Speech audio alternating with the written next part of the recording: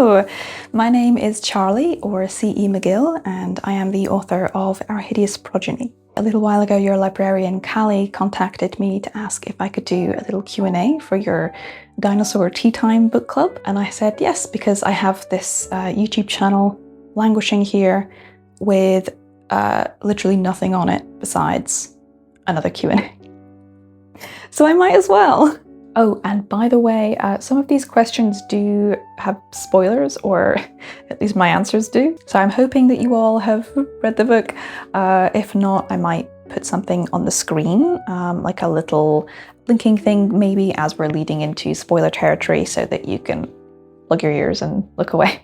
All right, so our first question is, what made you choose your specific, perhaps lesser known dinosaur species for this story over the usual T-Rex or Triceratops? All right, so I have a long answer and a short answer for this. My short answer is neither the T-Rex nor the Triceratops were actually discovered at the time that my story is set in the 1850s. It says here that the first Triceratops was found near Denver in 1887, and the first T-Rex skeleton was discovered in 1902 in Hell Creek, Montana. And that's from the American Museum of Natural History. I do not actually have all of these dinosaur facts memorized. My longer answer is most of the fossils that were being discovered in Britain in the early 1800s, first half of that century, would have been a fair bit older, so maybe 100 to 200 million years ago. In particular, there were a lot of fossils being turned up from what we'd now call the early Jurassic period, but what was at the time called the Liassic period, named after the lias, which is an old name for a type of hard limestone that was a fossil layer stretching across a lot of Europe and a lot of the UK, including Lyme Regis, which is where Mary Anning lived. You might know from my author's note, she was a famous, well, not famous at the time, but recognized now. She was a female paleontologist, and she discovered many, many fossils, including the first complete skeleton of a plesiosaur in 1823. So my Mary creating a plesiosaur is kind of a nod to that, but also, in many ways, I kind of worked through the problem very much like Mary and Henry do in the book. I knew that I wanted to tie in the Crystal Palace dinosaurs, who follow me on Instagram now, by the way. And so that was my kind of selection of dinosaurs and marine reptiles that I had to draw from. The whole part in the book as well, where the Crystal Palace dinosaurs are also serving a kind of scientific agenda for Richard Owen, is very much real history. There was a fascinating paper I read on that. So much like Mary and Henry reasoned through in the book, I thought, okay, it's probably a lot easier to construct a marine reptile that is floating rather than something that actually has to ambulate and support its own weight. So among those, the plesiosaur really seemed like a natural choice. It plays such a role in paleontological history of that time. Oh, I forget, I also have a silly reason. American readers might not know this actually, but the Murray Firth, where Mary and Henry build the creature, and where Mary suggests or hopes that the creature might return to at the end, actually adjoins onto Loch Ness. So make of that what you will. All right, next question. How do you handle the science versus art debate when a cool visual doesn't match the known science? So I'm going to hazard a guess here and guess that you might be referring to the ongoing discoveries in recent years that many dinosaurs had feathers. Or even if that's not what you're referring to, then I guess that's my example that I'm using. First of all, whenever you're creating art, you have to keep in mind who your audience is. Particularly because I am a sci-fi writer, I spend a lot of time thinking about the kind of hard sci-fi versus soft sci-fi spectrum. If you're not familiar with that, hard sci-fi is The Martian, right? Science fiction that is extremely well-researched and close to scientific reality. Most of what's presented in it either is completely plausible with modern technology or is probably just a few years along the way. It takes great pain to explain the scientific reasons behind everything that happens.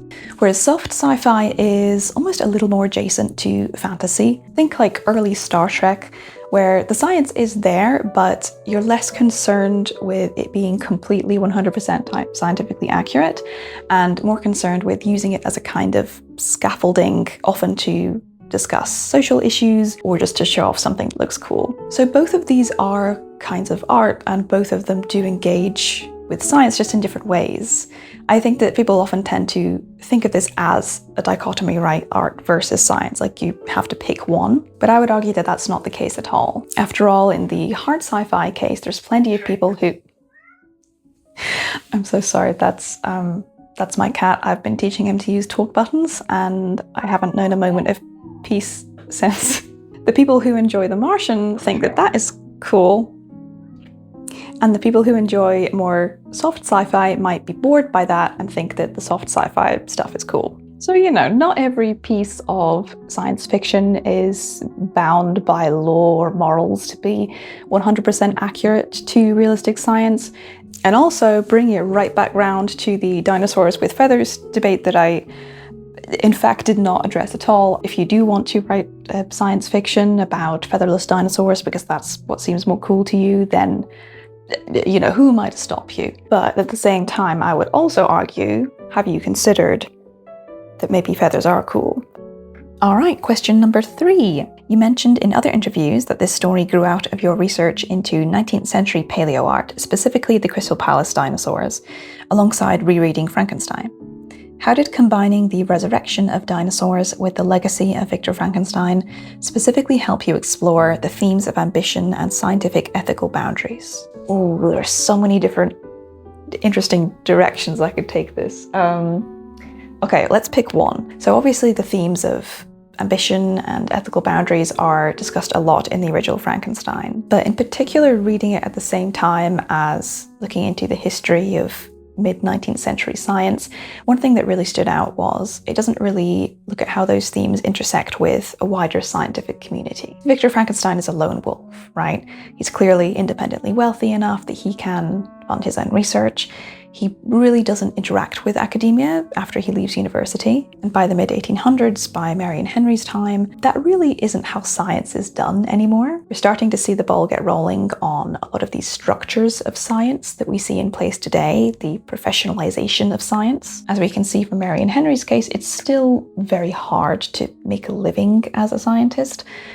It's not really a job that exists yet, but regardless, we see that science is very much a community affair. And so this also complicates things like ambition and ethics. Victor's ambition can be essentially unchecked. That's what his story is in the beginning, right? What happens when you let your ambitions truly run wild? What are the consequences of that? Whereas for Mary, she really can't let her ambitions run wild because she's constantly running up against this wall of what everyone else in the scientific community will allow her to do. And similarly with ethics, they're determined by the group that you're in. If you're a scientist in the 1800s and you do an experiment, which today would be considered kind of horrendous, but you think it's fine and you're presenting it to a group of scientists who think it's fine, then you're ethical. Complicated by the fact that in Mary and Henry's case, they also need this financially. They're not just operating as lone wolves in a vacuum. Their ongoing careers very much depend on the success of this experiment. So how does that complicate your own decision, looking back at your work, trying to decide whether it was ethical or not? How can you try and extract that from the physical needs of having a job, having money, having a house? On that topic, by the way, I would highly recommend any of Bobby Broccoli's video essays on YouTube about scientific scandals in history.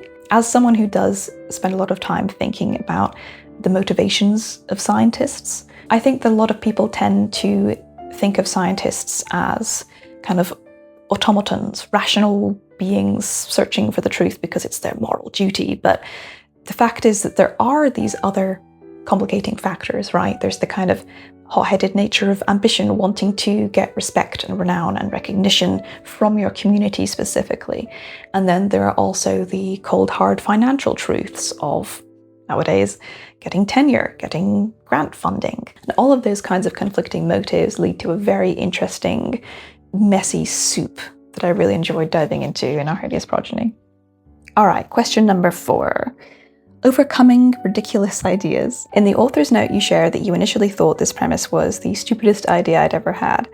How did you push past that doubt, and what advice would you give on turning a fanciful idea into a rigorous plot? So one author that I think about a lot when it comes to this kind of question is Terry Pratchett, because if anyone is capable of taking a silly, fanciful idea and turning it into a book which by the 3/4 mark will have you sobbing over a dwarf called Carrot, it's Terry Pratchett. And I think the reason why he manages to pull this off is because, for one, he comes at it with such care. There are jokes and there are funny bits, but he treats his concepts and his characters, as silly as they are, very seriously, and explores every potential avenue, like what would happen if newspapers and tabloids were suddenly introduced into a fantasy city. What would happen if a family of dwarves adopted a 6-foot-tall guy named Carrot? How would you actually feel in this situation? How would a real person react? If you keep thinking about it and keep exploring that idea from every single angle, I can almost guarantee that you will find questions and themes and serious ideas to explore, as well as the funny bits. All right, question number something. I've forgotten now. What was one piece or scene you were sad to cut, and how did its removal strengthen the final story? That's a hard one, because I feel like nearly all the things that ended up being cut were still not cut completely. They were more kind of cannibalized, because if there is something that I'm really, really sad to cut, it's usually because there's a reason it was there. And so in subsequent edits, I would try and incorporate whatever it was that I loved about that scene somewhere else in the book, usually in such a way as to be shorter. I'm very long-winded. I know that there was one scene at the Great Exhibition right before Mary and Henry see the Crystal Palace dinosaurs, where they had a real big blowout fight right on the banks of the Crystal Palace dinosaurs that was really just quite fun to write, because Mary really lays into him. But in the end, my editor pointed out it kind of didn't really fit into the momentum of their relationship. I kind of needed to save Mary getting to that level of anger with Henry for later. So the fight was, and most of it was edited out. There's still a little bit in there, but yeah, we really dialed it down because Mary and Henry do have to work together in a positive sense very soon after that. Oh, and another one was in the final chase section. I actually had them chase Clark through Glasgow, because the tank that the creature is being carried in on the back of the carriage, I did so much research into whether there were carriages made like this, kind of the 1850s equivalent of an oil tanker kind of thing, you know, a carriage with a large drum of liquid on the back. And the closest thing that I could find was street cleaning carriages. I was trying to find out whether these would have been used in Edinburgh or Glasgow or nearby cities. I managed to find pictures of them being used in Glasgow, and that this would have all been under the remit of a position called the Superintendent of Cleansing. And so I was trying to figure out how Clark would get his hands on one of these, and I had decided that secretly he knew the Superintendent of Cleansing. I found the guy's name, the actual Superintendent of Cleansing in Glasgow in 1855, and I decided that the way that Clark had got this carriage was that he knew this guy and somehow knew some dirt on him, because that's an ongoing theme, of course, with Clark, is that he kind of wheels and deals his way through the scientific world. And so this scene was basically Mary and Henry and Maisie all arriving in Glasgow, hunting down the Superintendent of Cleansing, getting this information out of him, and ultimately it really didn't serve much purpose at all. The only thing that it revealed was, Clark is a sly character, he blackmailed someone, and that is essentially a fact that was already known.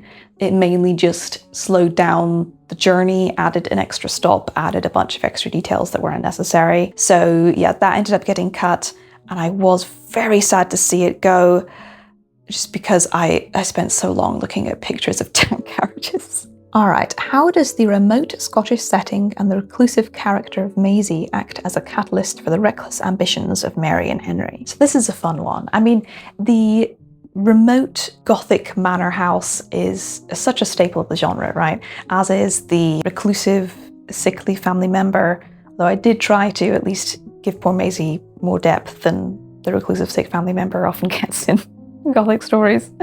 It's also, of course, a nod to the fact that Victor Frankenstein had a section of the book where he also came up to Scotland to work. I definitely think there's something about going to a remote countryside location that kind of opens up a different section of your brain. It was very important for me to isolate Mary and Henry for a while from that scientific society that I mentioned, to take them away from those pressures for a while and just let them focus on that discovery without having to think about what anyone else in the community would think of their gruesome, weird experiments. And that's the exact same reason why my friend and I often take writing retreats out to the countryside 1 or 2 times a year. We actually did go to Inverness a little while ago, and yeah, it was great. Much mad science done, or mad writing, essentially. By the end of the novel, do you believe the characters have learned from the mistakes of their predecessor, Victor Frankenstein, or are they doomed to repeat them? I do think that they've learned. I think so. I think that Mary is... Now it just seems like I'm being mean to Victor, but I think that Mary's smart enough not to follow in his footsteps and make all of his mistakes a second time. I do leave it quite open-ended as to whether Mary will eventually come back to this and release this discovery to the world, or whether she'll think on it for years and be haunted by it and eventually decide that there's no ethical way that the world would ever use this. Because I think that in real life, the question is a very hard one that I think humanity will be grappling with for the rest of time. So if Mary ever did release this science to the world, come back and create another dinosaur, I think it would only be under the condition that she's thought about it seriously and tried to at least put in place some kind of insurance that this discovery will not be terribly misused. What was the most interesting or surprising thing that you learned during your research? Oh, that one's really hard as well, because I feel like I learned so many interesting things, and also that I have forgotten a great deal because it was 2019 or 2018 when I first started researching it. Okay, how about this? One fun tidbit that I found out when I was researching treatments for asthma in the 1850s was asthma cigarettes. You can see these in one scene. Mary is smoking them, and the ingredients were, they did have tobacco and also cannabis. Because why not? Every 19th century medicine is like this. They all have tobacco, cannabis, opium, arsenic. Apparently there was some logic to it, because I think that cannabis opens the blood vessels of the lung or something like that. But at the same time, you are smoking a cigarette, so long term there's really not any benefit to it. However, it did greatly amuse me to stick those historically accurate weed cigarettes in there. So yeah, if you reread that scene again, just know Maisie is a little high, just a little bit, just a little, medicinally. What is your favorite dinosaur? I like the Archaeopteryx. It's the link between dinosaurs and birds. I just really like them. I think they're fun, they're small, they're cute, they're feathered. So you can tell my opinions on the feathered dinosaurs. I don't mind them. I think they're cool. Favorite sci-fi concept, time travel, teleportation, etc. I really love non-human states of consciousness, which I know is a little vague, but that's because I'm kind of incorporating a lot. I love when stories are told from the point of view of a robot or an alien or an hive mind, something that isn't human. I wrote down some examples of my favorites here. I really like the Murderbot series by Martha Wells, A Memory Called Empire by 𝐷𝐸 Martin, that one's super interesting. I still need to finish Anne Leckie's Imperial Raj series. There's Autonomous by Annalee Newitt. Also, in terms of TV recommendations, Pluribus is very, very good. I feel like there's a lot of reasons why I really like this trope. For one, I think it can be very easily funny. It tickles me to see an outsider's perspective on a very familiar human concept. Also, on a kind of deeper level, I think, as a neurodivergent person, as a queer person, there's been a lot of times in my life when I feel like the outsider, like I'm kind of trying to figure out rules of a society that don't come naturally to me. So I feel like I can find a lot to relate to in those kinds of characters. And my next book may or may not deal with this as well. All right, so that is all I have for you today. Thank you so much to Cali again for inviting me to do this Q&A. I hope you all enjoyed the book. I hope you have a lovely time at your book club. I am told there will be iced tea. I love iced tea. Gosh, I need to make some iced tea. Thank you so much for having me in a virtual sense. Thanks for reading.